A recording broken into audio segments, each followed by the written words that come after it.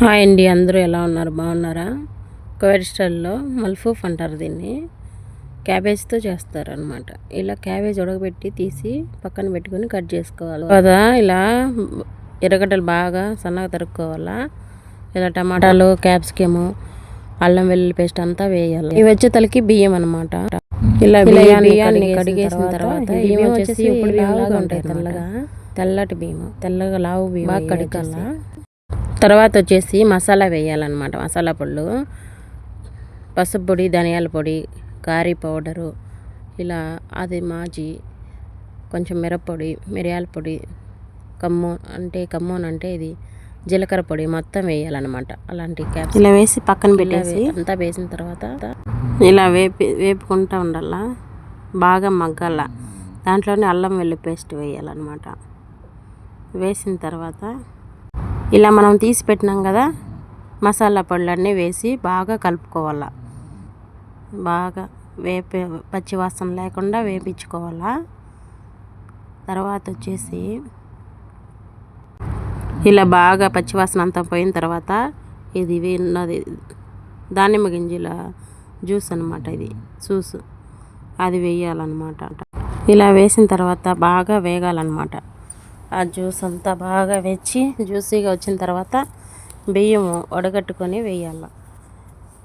ఆ బియ్యం మళ్ళీ నీళ్ళు ఉండకూడదు, బాగా వేపాలి. దాన్ని కూడా కలబెట్టాలి, బాగా మిక్స్ అయ్యేది అంతవరకు. ఉప్పు వేసిన తర్వాత ఉప్పు మొత్తం వేసి బాగా మిక్స్ చేయాలి. చక్కెర కూడా వేయాలన్నమాట. చక్కెర 2 గబసాలు వేయాలా. బాగా కొత్తిమీర, కొంచెం ఆకులు ఇలా బాగా కడిగేసి వేయాలి. బాగా మిక్స్ చేసుకున్న తర్వాత ఇలా ఒక జదర్లో వేసి కూరగాయలన్నీ వేసిన తర్వాత చూడండి ఇలా పెట్టేసి క్యాబేజీ దాని లోపల రైస్ పెట్టేసి ఇలా చేయాలన్నమాట. ఇలా చుట్టాల నెమ్మదిగా పగిలిపోకుండా, అంటే కొంచెం టైట్గా చుట్టాల. తర్వాత దబర్లో పెట్టిన తర్వాత పగిలిపోకుండా అన్నమాట. ఇలా చుట్టాలండి. అన్నీ ఇలా చేయాల.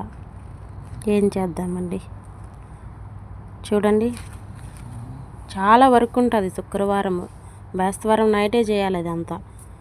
అలా చేయాలండి, ప్రతి శుక్రవారం ఇలా చేయాలి. చూడండి ఇలా చేసిన తర్వాత మొత్తం ఇలా అయిపోయిన తర్వాత ఇలా పెట్టాలి. లోపల కొంచెం నీళ్ళు, ఎర్రగడ్డలు, టమాటాలు అన్నీ వేయాలన్నమాట. దాని లోపల కరివేపాకు, కొంచెం అడుగంటకుండా నీళ్ళు వేయాలి కింద. చూడండి ఫ్రెండ్స్, ఇలా పెట్టాల. ఎన్ని వరుసలు అయితే అలా సందు ఉండియాలి కొంచెం, లేకపోతే మొత్తం మాడిపోతుంది అనమాట. గాలి లోపల నుంచి వేడి మొత్తం అంతా ఇలా పెట్టాల.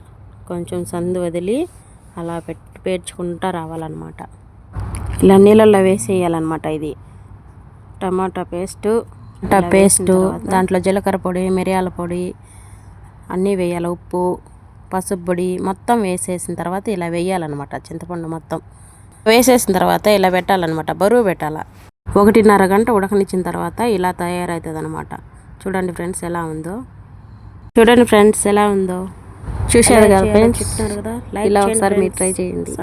ప్లీజ్ సబ్స్క్రైబ్ చేసుకోండి.